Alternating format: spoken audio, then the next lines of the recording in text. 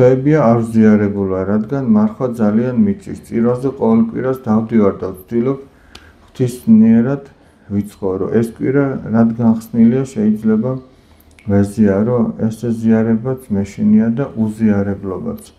ეს უშუალოდ ადამიანმა მოძღვართან შეთანხმებით უნდა გააკეთოს. გააჩნია, რატო უჭირს მარხვის შენახვა. თუ ჯანმრთელობის რაიმე პრობლემა აქვს, მაშინ ეკლესია მას შეიძლება შეუმსუბუქოს მარხვა. და მნიშვნელობა არ აქვს ეს ხსნილის პერიოდი იქნება თუ მარხვის. ეს მისი ჯანმრთელობის მდგომარეობიდან გამომდინარე, ეს შემსუბუქება მისი სულიერი და ხორციელი სიკეთიდან გამომდინარე შეიძლება მოხდეს. არა იმის მიხედვით, რომ ადამიანს როგორი მადად თუ პირის გემო აქვს, არამედ იმის მიხედვით, რა შეუძლია რომ გააკეთოს. ახლა ბავშვს და დიდს ერთნაირად ხო არ თხოვს, არა, რომ ერთნაირად იმარხულოს, არ ეკუთვნით ერთნაირი მარხვა. მაგრამ ვიღაცა შეიძლება ისეთი სუსტი ქონდეს ჯანმრთელობა, რომ ესე იგი ბავშვს უფრო ძლიერი ქონდეს ორგანიზმი, ვიდრე ზრდასრულ ადამიანსთან. ამიტომაც აი ამის შესაბამისად ხდება ის მარხვა. შეიძლება ვიღაცამ სიტყვაზე ყველი და ხაჭო ჭამოს და სხვამ შეიძლება მხოლოდ ლობიო ჭამოს, მაგრამ ამას უფრო მეტად ამისი მარხვა უფრო მეტი მარხვა იყოს. აი ღვთის წინაშე საბოლოო ჯამში.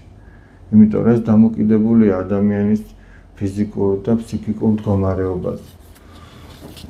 ისე რომ ეს ყველაფერი მოძღვართა შეთანხმებით შეიძლება გაკეთდეს და ვისაც რა შეუძლია, ის უნდა აკეთოს. ვიღაცა შეუძლია რომ იდგეს ფეხზე და ისე ილოცოს. ვიღაცა შეუძლია რომ მხოლოდ იჯდეს და ისე ილოცოს. ვიღაცას ესეც არ შეუძლია. აი ახლა ჩვენი ზვადა მეგობარი ფეხი რომ მოიტეხა, წამოწოლია, ეგრე უნდა იყოს და ეგრე უნდა ილოცოს, მაგრამ ვინ იცის ღმერთმა იმ წამოწოლილისა უფრო მეტად შეიწიროს ვიღაცა რომ ფეხზე დგას. და იმაზე ფიქრობს ნეტამეტ წამოწოლილი ვიყო. აი ხო არის ახლა განსხვავება. ღმერთი არ უყურებს იმის მიხედვით, შენ ფიზიკურად რა მდგომარეობაში ხარ. ღმერთი უყურებს შენ შინაგანად რამდენი გინდა რომ შეწირო. აი სხვათა შორის წმინდა პაისი ათონელს კითხეს, რომ თუ შეიძლებაო რომ ადამიანმა დაჯდომილ მდგომარეობაში თქვას ფსალმუნებიოდა.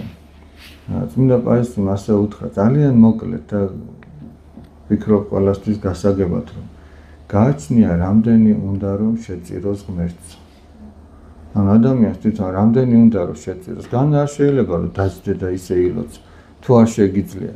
აი თუ შეგიძლია რომ ადგე და ისე ილოცო და უბრალოდ იმარტივებ რომ მოდი ბარე იმას იზა მოკალათები და ეგრე ილოცო, ხო ხდებით, აი გააჩნია შენ რამდენი გინდა რომ შეწირო. იყვნენ ადამიანები, რომლებიც არასოდეს ღვთისმსახურების დროს არ ჯდებოდნენ.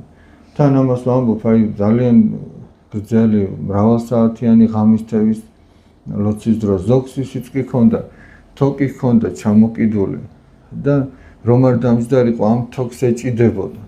აი იმდენად ფეხები რო ვეღარ უძლებდა ალბათ, მე უკვე იმ თოკს ეჭიდებოდა რომ არ დამჯდარიყო. აი გააჩნია რამდენი უნდა რომ შეწიროს ადამიანს. ამაზეა დამოკიდებული.